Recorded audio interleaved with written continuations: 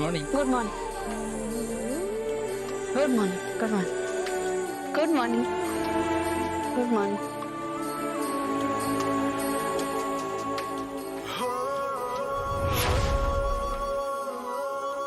কি ব্যাপার, তুমি এখানে কি করছো? সব জিনিসপত্র তোমার নিয়ে যাওনি?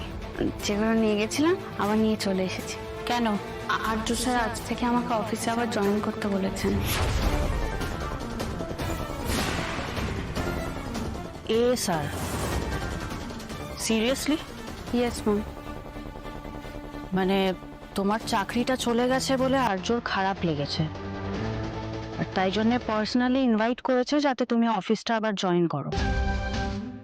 এরকমই কোনো একটা ব্যাপার হয়েছে, তাই তো? কি ঠিক বললাম তো আমি?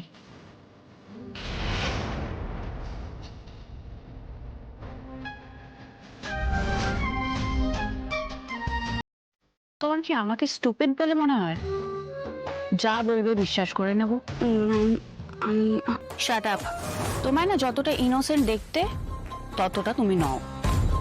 মে নো ইয়ার নেক্সট প্ল্যান?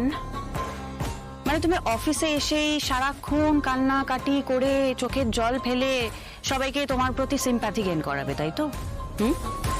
আর সবাই তোমার জন্য সরিও ফিল করবে। ওসব ড্রামা হয়ে গেছে অপর্ণা, আর এসবে কাজ দেবে না।